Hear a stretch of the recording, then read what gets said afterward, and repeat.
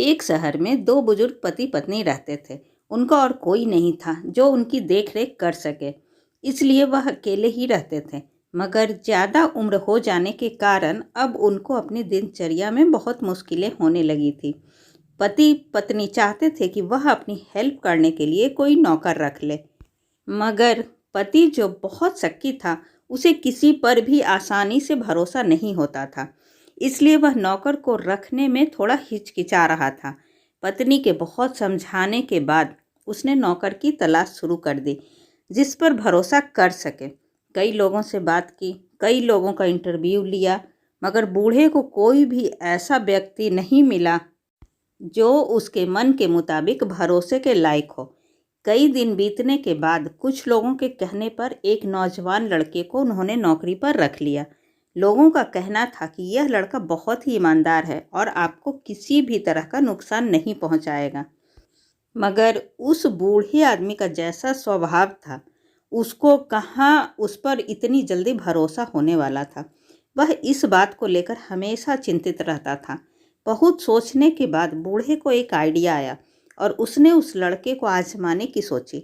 एक दिन बूढ़े आदमी ने अपनी जेब से 100 की नोट जानबूझकर गिरा दिया और थोड़ी दूर जाकर छुपकर देखने लगा कि वह लड़का क्या करता है। लड़के ने जब देखा कि घर में 100 रुपये की नोट गिरी हुई है, तो उसने उसको तुरंत उठाया और उस बूढ़े आदमी को देते हुए बोला कि मालिक, ये आपके पैसे यहाँ पर गिर गए हैं, आप ठीक से रख लीजिए।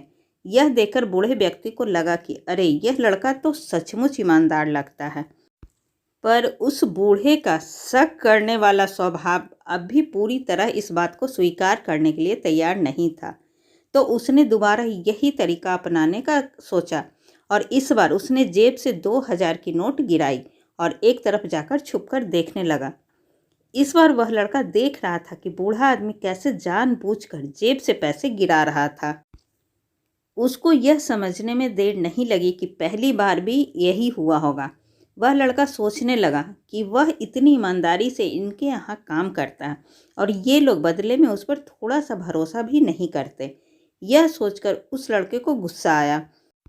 उसने वह 2000 की नोट उठाई, बूढ़े व्यक्ति के पास गया और उनके हाथों में वह नोट थमाते हुए कहा, यह लीजिए आपके पैसे, और अगर आपको मुझ पर विश्वास नहीं है तो मेरा आपके यहाँ काम करना बेकार है। यह कहकर नौकरी छोड़कर चला गया।